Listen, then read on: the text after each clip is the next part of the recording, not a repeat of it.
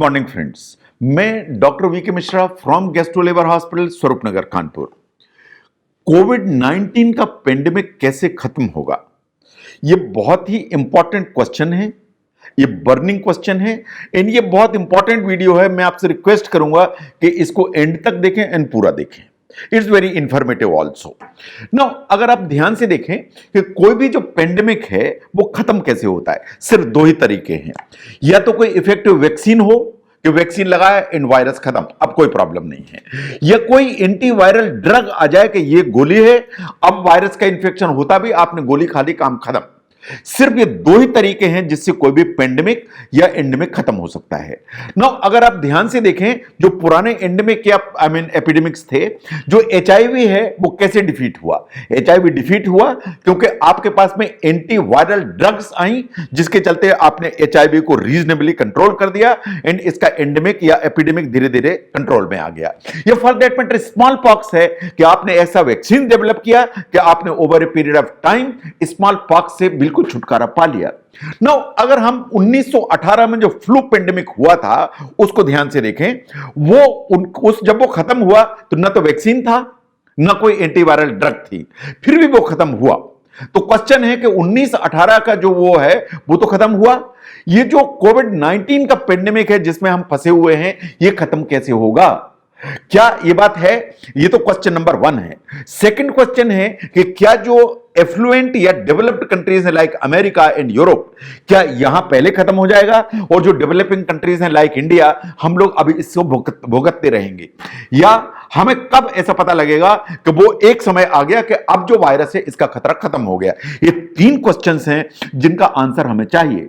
No, जो पुराने वाले जो एपिडेमिक्स हैं उनको एक बार एनालाइज करके देखिए on the epidemiological and social terms, तो आप समझ पाएंगे कि वास्तव में क्या होगा अल्टीमेटली। नाउ अगर हम 1918 के फ्लू के पेंडेमिक को देखें तो ये वास्तव में ये जो इस समय पेंडेमिक है कोविड 19 का, बिल्कुल इसके जैसा ही था। वेव्स में आया, first wave, second wave, third wave, fourth wave. Wave के बाद वेव आई।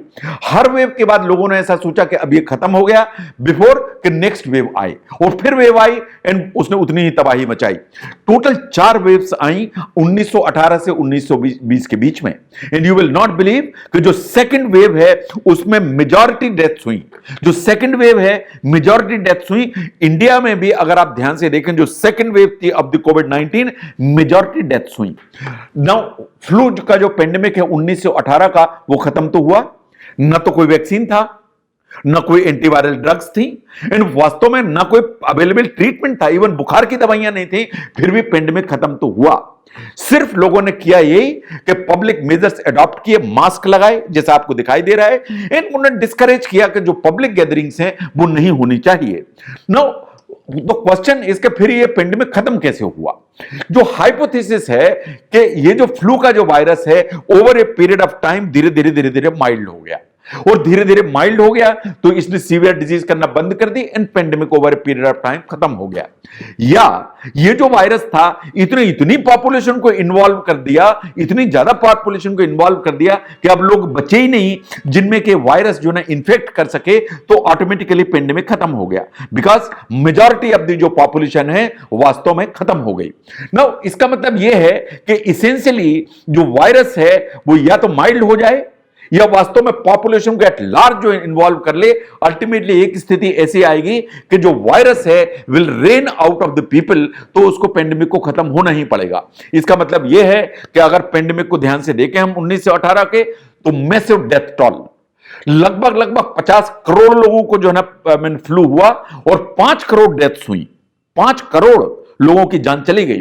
अभी हम कोविड 19 को देखें तो टोटल नंबर ऑफ डेथ्स जो है दे आर अराउंड जो है ना 5 to 6 lakhs, सॉरी 5.6 मिलियन, इतने लोगों की डेथ्स हुई हैं अभी। नो, जो पेंडेमिक 1980 का एंड हुआ वास्तव में या तो माइल्ड हो गया इन्फेक्शन, या मेजॉरिटी जो पॉपुलेशन है वो एक्सपोज हो गई, इसके चलते जो पेंडेमिक है खत्म हो गया। नो, क्या हम ऐसा माने कि कोविड 19 के बारे में भी ऐसा ही होगा और ये खत्म हो जाएगा? ये कोई गारंटीड कंक्लूजन नहीं है, इसको आप जो है ना बिल्कुल ब्लाइंडली नहीं मान सकते, क्योंकि आप देख रहे हैं कि नए के नए जो वेरिएंट्स हैं वो इमर्ज होते चले जा रहे हैं। एक के बाद दूसरा वेरिएंट, दूसरे के बाद तीसरा वेरिएंट, वो इमर्ज होते चले जा रहे हैं। और जो नए वेरिएंट्स इमर्ज हो रहे हैं, जो मेन मेड जो इम्यूनिटी है बाय द वैक्सीनेशन, उसको वास्तव में ये दरकिनार कर रहे हैं या उसको सरपास करते चले जा रहे हैं। तो इसलिए ये जो कंक्लूजन है कि 1918 जैसा हो जाएगा, एक कंक्लूजन थोड़ा सा गारंटीड नहीं है ना। आप 1918 के उस फ्लू के पेंडेमिक को फिर से ध्यान से देखिए कि ऐसा नहीं है कि जो फोर्थ वेव थी उसके बाद ऐसा डिक्लेरेशन हो गया कि अब तो खत्म हो गया है, but there was active effort by the public and the politicians कि अब हमें इसको भूलना पड़ेगा, we need to forget it. आप ध्यान से देखिए कि इस दुनिया में इतने वार मेमोरियल्स हैं, इतने जो है म्यूजियम्स हैं वार के ऊपर, वार मेमोरियल। कभी आपने देखा कि 1918 जिसमें 5 करोड़ लोगों की डेथ हुई थी फ्लू पेंडेमिक में, उसका कोई मेमोरियल है? It's not a coincidence, because इस तरह के जो दुर्घटनाएं होती हैं या इस तरह के कोई वो सैड जो इंसिडेंट्स होते हैं, उनको हमें भुलाना पड़ता है, एक एक्टिव एफर्ट करना पड़ता है, and then only we will come out of the crisis. Now the second one is the smallpox. Smallpox जो है ना वास्तव में ऐसी इन्फेक्शियस डिजीज थी जिसको वैक्सीनेशन के थ्रू इस पृथ्वी से अलग कर दिया गया। यह बहुत इंपॉर्टेंट है। ये बात बिल्कुल सही है कि उस वैक्सीनेशन में इसको इरेडिकेट करने में 200 साल लगे, बट हो गया। नाउ क्वेश्चन इज, क्या हम कोविड-19 को वैक्सीनेशन के थ्रू इरेडिकेट कर सकते हैं? यह भी दूसरा क्वेश्चन है ना। तो अगर आप स्मॉल पॉक्स को ध्यान से देखें तो स्मॉल पॉक्स का जो वायरस है वाज ओनली ह्यूमन वायरस। इसका मतलब ये आदमी से आदमी में फैल सकता था, ये इसका कोई एनिमल वेक्टर नहीं था, किसी एनिमल से ना आया था न एनिमल में जा सकता था। कोविड-19 का जहां तक वायरस है ये एनिमल से आया, ये चमगादड़ से आया, इसका एनिमल वेक्टर है। जब भी कोई भी वायरस जो है ना एनिमल वेक्टर से आता है तो इसके बार बार री इमर्ज होने का डर रहता है। It is always a possibility कि जो वेक्टर उसका वहां पे है उससे री इमर्ज होके आ जाए। जो सडन अपीयरेंस ओमिक्रॉन का है is also making us rethink about it, कि कहीं ऐसा तो नहीं है कि एनिमल वेक्टर बेसिकली रिजर्वायर जैसा काम कर रहा है। फिर जो स्मॉल पॉक्स है उसके बारे में कुछ और चीज थी कि इसके जो मैनिफेस्टेशंस थे वो डर्मेटोलॉजिकल थे। अगर किसी बच्चे को या एडल्ट को स्मॉल पॉक्स हुआ तो आपको किसी डॉक्टर की जरूरत नहीं थी पहचानने के लिए, आप पहचान सकते थे कि ये तो स्मॉल पॉक्स या चिचक की बीमारी है। इसके लिए किसी आरटीपीसीआर की जरूरत नहीं थी, because it was self evident. तो इसलिए इसकी डायग्नोसिस जल्दी हो जाती थी, इजी हो जाती थी, पहचान आसानी से होती थी। इसलिए जो स्मॉल पॉक्स है उसको पहचाना जाना सका और उसको ट्रीट किया जा सका, उसको इरेडिकेट किया जा सका। लेकिन आप इसको देखिए कि जितनी जो रेस्पिरेटरी इलनेसेस हैं उनके साथ में ये नहीं है। जब भी आपको सर्दी खांसी जुकाम होती है, ये कोविड-19 हो सकता है, ये फ्लू हो सकता है, ये सामान्य सर्दी हो सकती है, ये साइनसाइटिस हो सकती है। जो रेस्पिरेटरी डिजीजेस हैं उनमें हमेशा ये प्रॉब्लम खड़ी होती है। इसलिए अभी तक हम किसी भी रेस्पिरेटरी जो डिजीज है या सांस से संबंधित या गले से संबंधित प्रॉब्लम है उसको इरेडिकेट नहीं कर पाए। तो जो वैक्सीन है वो इंपॉर्टेंट है, लेकिन जैसा स्मॉल पॉक्स इरेडिकेट हो गया, क्या कोविड-19 के वैक्सीन इसको इरेडिकेट कर पाएंगे? ऐसा लगता नहीं है, क्योंकि वैक्सीनेशन तो बहुत ज्यादा हो गया है हमारे देश में भी, इन वेस्टर्न कंट्रीज में तो बहुत हो गया है। इसके बावजूद भी नए वेरिएंट, नए जो है ना म्यूटेशंस होते चले जा रहे हैं and new population is getting involve. तो ऐसा लगता नहीं है कि वैक्सीनेशन इससे आपको छुटकारा दिलाएगा। Now the third one is the HIV. जो एचआईवी है, अगर डब्ल्यूएचओ को हम देखें तो अप्रोक्सीमेटली 36.3 मिलियन डेथ्स जो है वो एचआईवी के चलते हुई। जो एचआईवी है उस एपिडेमिक में आपको यह भी बताया कि ये जो वायरस है ये मैन मेड जो बाउंड्रीज हैं या मनी मेड बाउंड्रीज हैं उनको नहीं पहचानता। स्टार्ट तो अफ्रीका में हुआ, लेकिन यूएस में भी पहुंचा, लेकिन अमेरिका में यूरोप में भी पहुंचा, इंडिया में भी आया, क्योंकि बाउंड्रीज को जो है इसने सबको क्रॉस किया।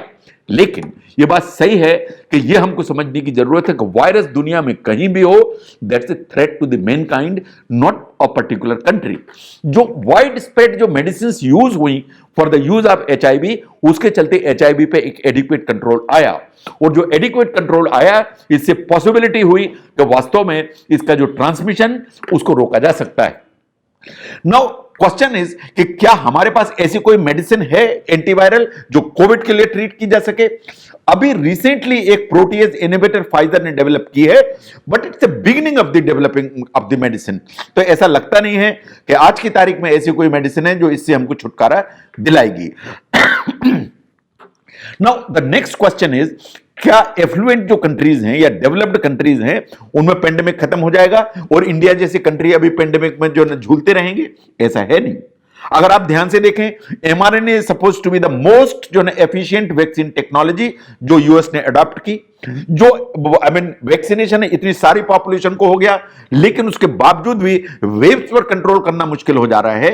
इन जो ओमिक्रॉन का वेरिएंट उन देशों में भी उतना ही प्रेवलेंट है जिनमें वैक्सीनेशन इतना हुआ। इसका मतलब यह है कि जो वैक्सीनेशन है उससे इवन वेल्दियर कंट्रीज या जो डेवलप्ड कंट्रीज हैं वो बच नहीं पा रहे हैं कि उसके चलते जो है ना ये वैक्सीनेशन के चलते इस तरह की प्रॉब्लम नहीं होगी।